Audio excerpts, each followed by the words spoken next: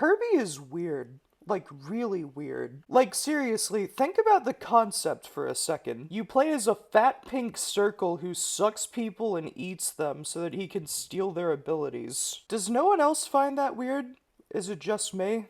I don't know. With that being said, I love Kirby, and I'm gonna tell you why. My first video game console was a Wii, and two of my favorite games on it were Kirby's Epic Yarn and Kirby's Return to Dreamland. They were both pretty easy, but they were also both really creative and fun, so I loved them. But little did I know that there was a third Kirby game on the Wii, which was the Dream Collection. It was a game to celebrate the 20th anniversary of Kirby, and it had 6 classic Kirby games on it. That game was how I first found out that Kirby started on the Game Boy of all places. Kirby's first game was Kirby's Dream Land, which came out in 1992 for the Game Boy. Yeah, you heard me right, 1992. Kirby is actually pretty young compared to the other Nintendo mascots. It feels really backwards to me that the Game Boy game would come first, considering that's the exact opposite of how this usually works. But yeah, Kirby would get an NES game in 1993, which was a year and a half after the SNES came out, I'd like to add. To put that into perspective, this game is closer in age to Super Mario 64 than it is to Super Mario Bros., which came out for the same console. So obviously this game must be super great for the NES, right? Right? Yeah, actually. This was pretty much the last big NES game. You know how GTA 5 was the last big game for the 7th generation? Well, this was the last big game for the 3rd. And just like GTA 5, it pushes its console to the absolute limit. I didn't even know that the NES could do a lot of the stuff that it does. This game is huge, so the idea of reviewing it has been a little daunting. I guess I'll start out by talking about the start. Whenever you turn the game on, you get a little tutorial on how to draw Kirby. That's cute. When you start it up, you'll immediately notice that you can actually save this game. By default, that already puts it above like 90% of the other NES games. Anyway, this game has 7 worlds, and every time you go to a new one for the first time, you get a little cinematic. It's only been like 30 seconds, and this game already has shown more detail than any of the other games I've reviewed. And whenever you actually start playing it, it gets even better. My favorite part of the entire game is that Kirby can fly forever by puffing himself up. It makes some sections way too easy, but it's fun, so who cares? Kirby's greatest ability is to suck things up and eat them. And if you eat a certain kind of enemy, you get to copy their abilities. For me, this is what makes the game. Kirby's copy ability is what defines him as a character. It's one of the many reasons he's so broken in Smash Bros. Also, I'm pretty sure he used it to eat Mike Tyson and become the boxing champion of the world, but that's just my conspiracy theory. The abilities you can get from different enemies basically work like the weapons in Mega Man, except done way better if you ask me.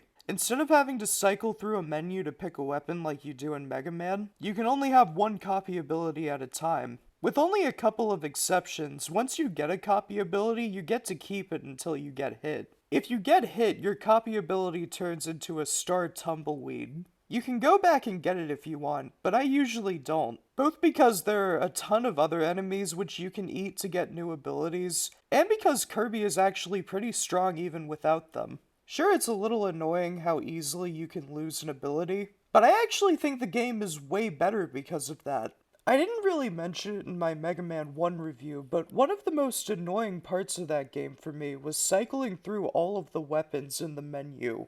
It just felt really unnatural, and it took all of the flow and momentum out of the game. I will admit it's not a Mega Man 1 exclusive problem, Mega Man 2 had the same thing. On top of that, I always had the best weapons on hand, so there was no reason to use any of the others. One of the things I prefer about Kirby over Mega Man is how you're encouraged to use all of the copy abilities. Like, let's say you have one of your favorites equipped and then you get hit and lose it forever. Well, then you can just get a new one. There are definitely some that are worse than others, but none of them are outright bad. Except for Sleep, which I'm 99% sure they just added as a joke. But yeah, the way that the game works is that you end up trading them out constantly, which is really fun. Sure, you don't have access to every ability all at once, but you don't need any of them really. That's probably my favorite part about them, is that you don't need them at all. You can play through the entire game without them. All of the bosses are designed so that you can fight them and beat them without any weapons. With the exception of Meta Knight, all of the bosses have projectiles or stars that they throw at you.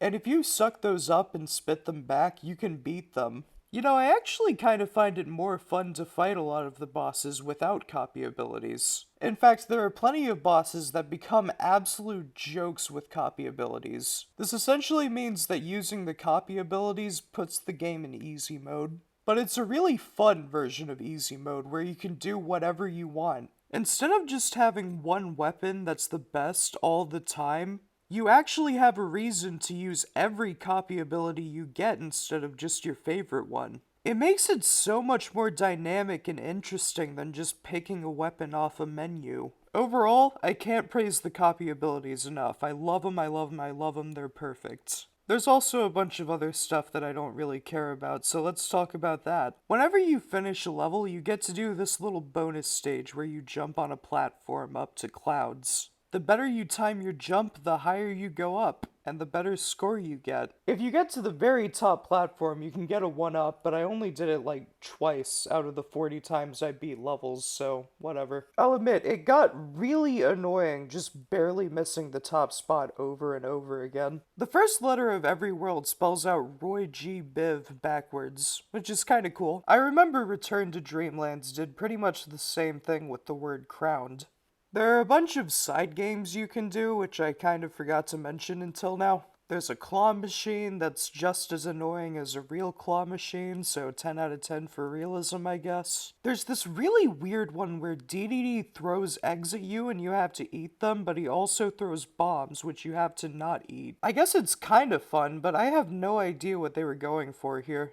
Also, when the game is over, Kirby, I guess, throws up birds that or from the eggs that hatched. I don't know, it's so weird. Also, sometimes in the middle of a level, Meta Knight will show up and he'll summon, a bunch of his friends, I guess. I don't know who these people are. These parts are actually really fun, though, so I'm not gonna complain. Along with the mini-games, there's also a museum where you can pick a copy ability. I guess it's kind of useful if you want a specific ability, but There's also a gladiator arena where you can fight a mini-boss for their ability and a metamato, which restores your health completely. I'm not going to talk about the mini-bosses because a lot of them are kind of just the same thing repeated, but they're all at least okay. There's also one last minigame called Quick Draw, which is basically just a ripoff of Wild Gunman. It's a Wild West duel where you go up against various enemies from the game and collect their hats after you kill them. The fourth one is Bonkers, who, as far as I can tell, is impossible. There are a lot of other things that I could go on about, like I could rank all of the copy abilities, or I could talk about how varied and cool the visuals are,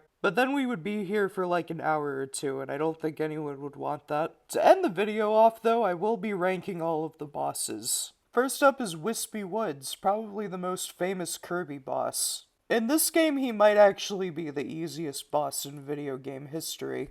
He's so easy, in fact, that I'm going to have to replay his fight multiple times to have enough footage to talk about him. I think the real reason I found him so easy was just because I had Needle, which is a perfect counter for him. The second boss is like an artist on roller skates who paints enemies. It's definitely harder than Wispy Woods because it took me longer than 5 seconds to beat it. The way that every different drawing has a different attack pattern is actually pretty creative and cool. My favorite one is probably the third boss, which is the Sun and the Moon. It's actually a tag team boss. The one fighting you on the ground acts like a mini-boss, while the one at the top will shoot stuff down at you. They only shoot down for a little bit, and that's the only time you can get stars to shoot at them, meaning that this fight is actually kind of hard. Every attempt feels like a war of attrition, which literally takes days to finish. But yeah, this is probably the best example of how creative this game is. 2-on-1 fights tend to have a really good track record in games, and I'm glad that this one doesn't disappoint.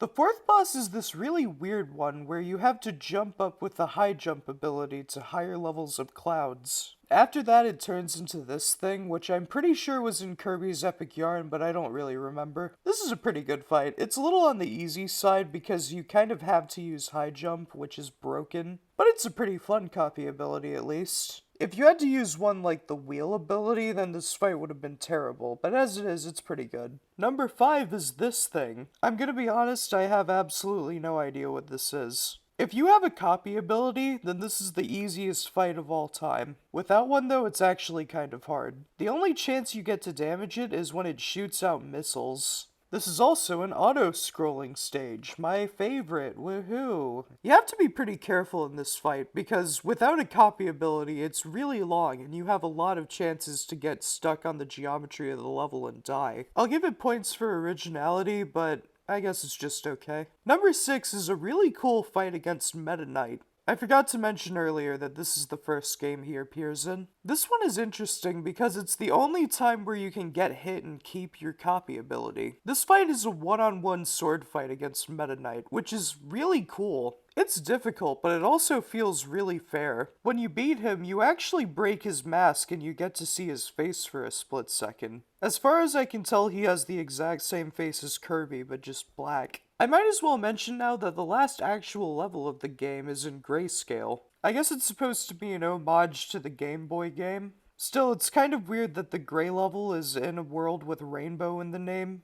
Whatever. Anyway, the ending to this game is amazing. The boss of World 7 is King Dedede, and you think he's going to be the final boss again like he was in the first game. One thing that's kind of cool about him is that he has a lot of Kirby's powers. I mean, he can suck you up and eat you, he can fly.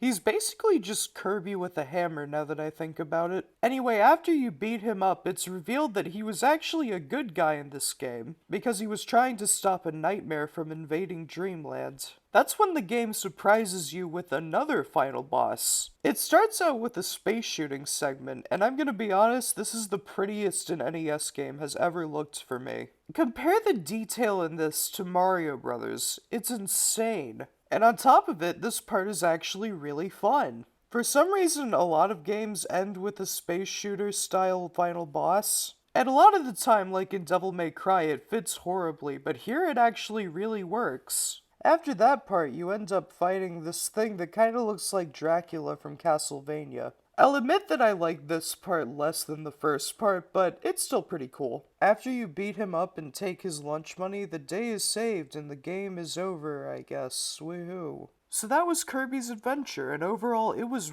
really, really good. This game is so far above every other NES game I've played. At least visually, anyway. But on top of being gorgeous for an NES game, it's also just really fun. The only complaint I have is that it's really easy. And the fact that you can save makes it even easier. But I mean, at the end of the day, does that really matter? All that really matters with the game is that you enjoy it, and I enjoyed it a ton. In fact, this game is going at the very top, and by a huge margin as well. I would say that there are NES games that I like more than this, but in terms of just how impressive they are, this is number 1, easily. It almost feels like it's cheating because of how late in the NES's life it came out, but I mean, it still came out for the NES, it still counts. And with that, I'm done with Kirby's Adventure. That was exhausting. I have no idea how people are able to make videos that go on for hours. After this one, I think I'm just gonna stick to simple games for a while. Anyway, I'm going to bed now. 9 out of 10, thank you for watching, like and subscribe, bye.